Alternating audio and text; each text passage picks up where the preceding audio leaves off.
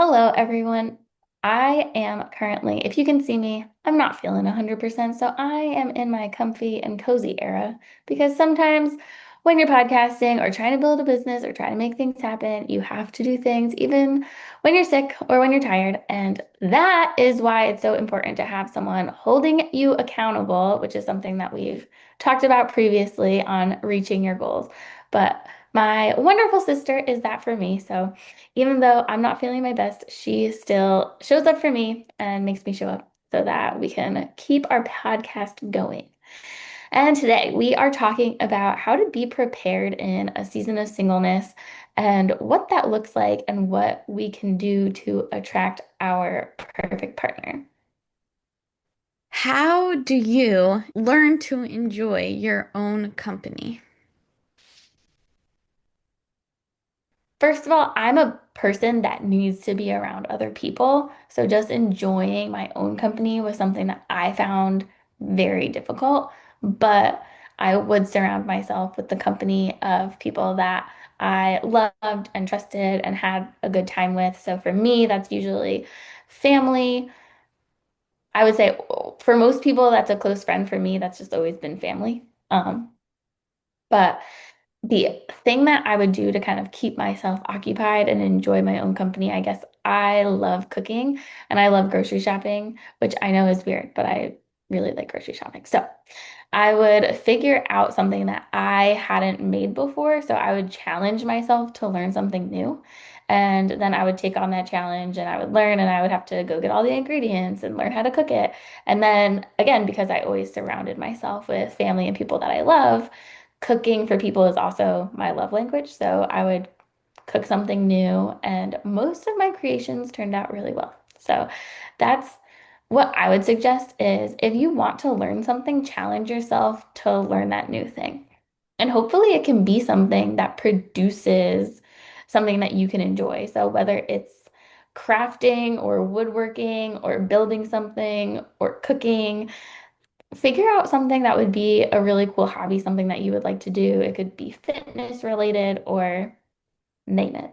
Anything that is going to challenge you mentally, intellectually, and produce something that you can feel proud of. Yes, going off of that, the one question you can use to ask yourself is who are you becoming while you're single? And who do you want to become? So, even though you're waiting, you're not just sitting back, sitting on the couch, just waiting for things to come to you and just not doing anything. You're building yourself up to be the best version of you that you can be. And not even having the end goal in mind of, let's say, marriage or it being for another person. You're doing this for you. Yeah. And I think to one of the points that you were making, you're wanting to become the best version of yourself that you can be. And a lot of that is also preparing yourself to be the partner that would be the equal of the person that you are wanting to attract. So I know so many people who have this laundry list of things that they want in a partner. And I'm like, that person would not date you. So you have to be really honest with yourself. Like, are you the type of person that that person would date? If you have this laundry list of things. And if the answer is no, then you need to work on becoming the best version of yourself, becoming the person that you want to be, the person that's going to attract your ideal partner. And I think that that part is so important. And I think it's the part that there's just way too many people that are not honest about it.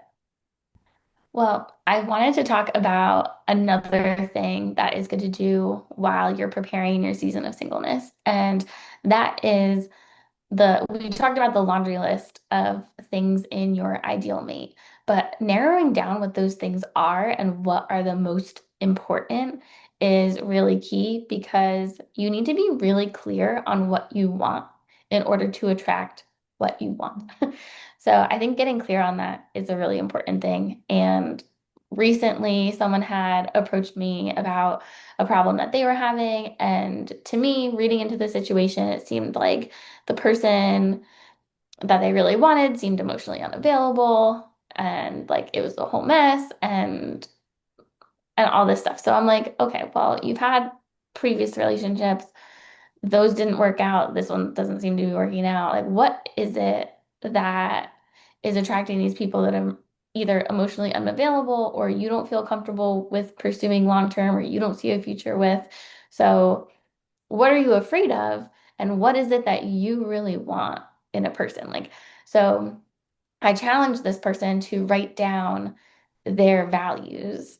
And in the course that I teach, I walk through an exercise where you write out your timeline and you write down all of the highs and lows associated with that timeline. And in your lows, you can start to figure out what are my core fears? What are the things that trigger me, that make me pull back? And then in my highs, what was going really well? And how was I living in alignment with my values during those times? So I said, I want you to get really clear on your values. And so if you were living in alignment with your values during those times, I want you to write those values down. And then I want you to add anything else that you feel is important to you or that you exemplify, such as trust, honesty, those types of things. And write out like your biggest values. And those are the things that you need to be looking for in a partner. You don't need to be looking for, oh, he or she needs to be this tall and weigh this much and have this amount of muscle mass and blah, blah, blah. And while being attracted to your partner is obviously important, being attracted to their character and their values is a million times more important because we're all going to get old and ugly. Hopefully. I mean, if we're blessed enough to get old, we're not going to look smoking hot at the ripe old age of 75. You know what I mean? So it's going to be this person's values that's going to carry your relationship long term. How do you trust timing when singleness feels longer than expected? Singleness always feels longer than expected. It doesn't matter if you're single for like 5 minutes, 5 days, or 5 years. I just feel like I can remember that time and I hate being single, hated being single. And yeah, so trust me, I have plenty of empathy for people going through that. But yes, it does take what seems like forever. So, how do you find patience in that? Well, we've talked about how patience isn't just about sitting and waiting around, it's also about preparation.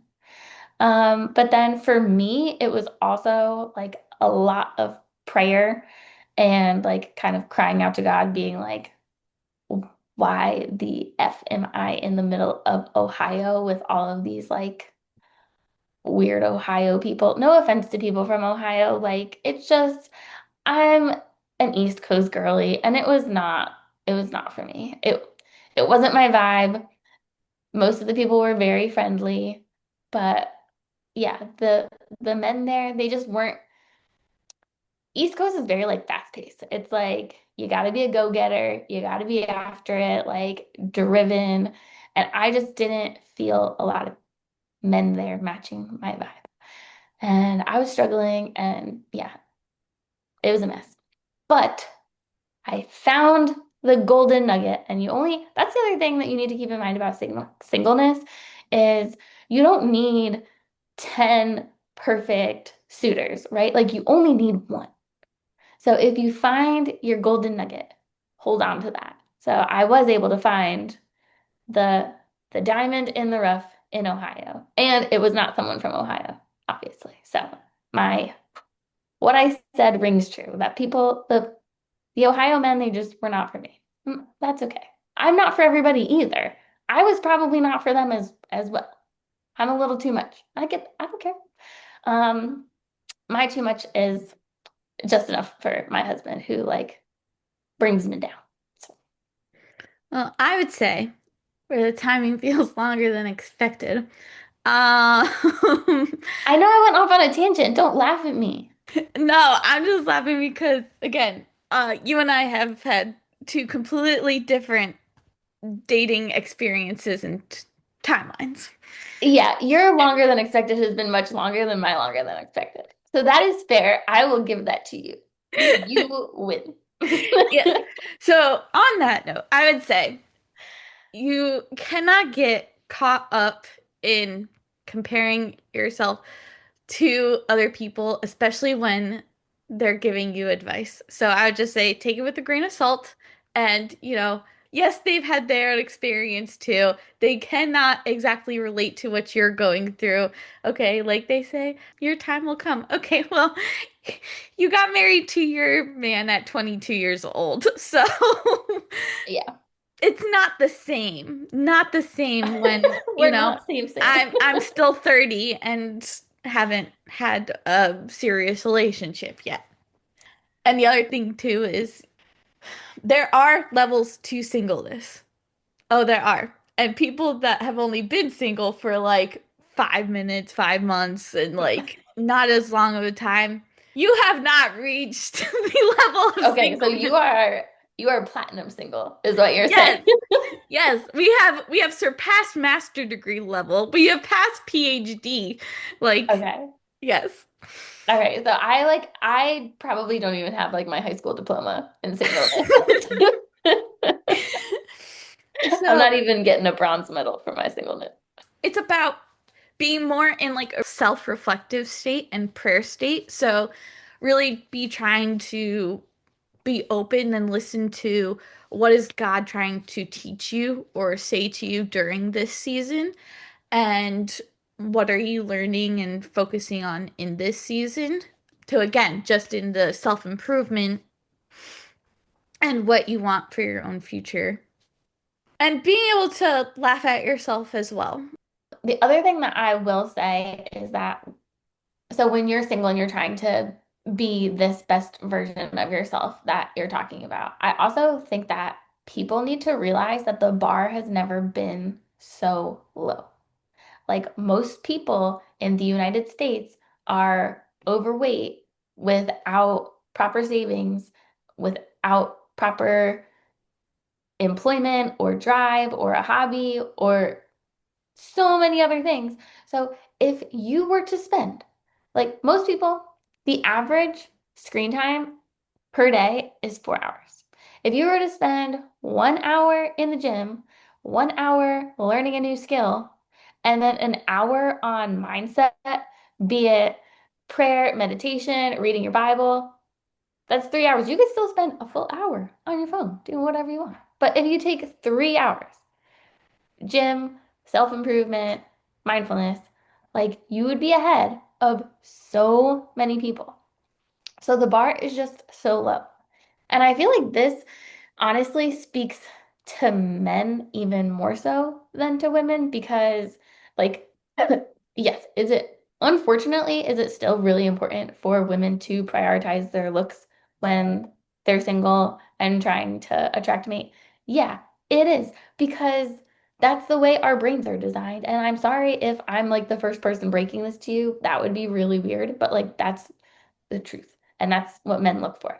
Women being super successful and getting an MBA and having a great job and investing doesn't attract men. Trust me, I tried it and it didn't work. It actually deters them because they're not at that level and then they feel super insecure. And it's just so what I would say is men, let's get it together. Let's raise the bar for ourselves. And then women, raise the bar for yourself too. Like still keep trying to do your best, like be your best self. I'm not saying don't be a boss babe. I'm just saying like that doesn't need to be your absolute number one goal. But figure out what values you are looking for in a partner and don't focus on all this TikTok BS of like he should be 6'4" and work in finance and blah blah blah. Like, come on now. Your man might not be 6'4". I married a short king and my life is fantastic. So, like, figure out what really matters to you. And honestly, height should not be one of those things in my personal opinion, but definitely values, values, values, values. And I will beat that into the wall because that is what is going to make you happy. And I know it can be frustrating, especially when singleness feels longer than expected. But now that I'm here, I can look back and understand that me personally, this isn't for everybody, but like if I personally met the love of my life and got married at 22 years old, I feel that I most likely would have put my identity in just like in being a wife and, putting my husband first when, yes, it is good to hold your husband as a priority, obviously, but I would have been somebody that lost myself in that. And then even putting it on such a high pedestal that then I could have put that before God, which obviously that is not how it is intended and not how it should be and not what I want for my life. So I know that God has done my life this way so that that didn't happen. Yeah, that's fair. I would say that I definitely put that as my number one priority. Like being in my first marriage, like being a wife was my number one identity. And I definitely did put that before, God and my faith. Like my relationship to my husband was above absolutely everything in my life. So when that came crashing down, it was a giant mess that I had to pick up the pieces of. So I am glad that you avoided that because I can say from experience that I did make that mistake. I wouldn't say it's not a mistake because again, then your life went on the trajectory that it took. You've learned a bunch of lessons through that experience, and that made Yeah. you who you are now today. Yeah, I don't regret it. I'm really good at learning things the hard way. But that's why we have this podcast. So you don't have to. Well, we hope that this has served you and hopefully you can gain some nuggets from our experiences of our very, very, very different experiences in our seasons of singleness. And, make sure that you're focusing on those values. If you focus on those things, that is what you are going to attract. And believe that God is preparing that person for you just as He is preparing you for that person. So you're both in a season of getting prepared for each other. I know that even though it felt like forever until I found my husband after my first marriage imploded, I just know that God was preparing me for him in the same way that God was preparing him for me. And when you find that person, like when you know, you will know. And when you see red flags, we run. We run from red flags. We don't ignore red flags. So please, please, for the love of all things holy, write down what your values are and search, search, search for that person and become the best version of yourself that is going to attract that perfect person for you. So good luck in your hunt. Until next time.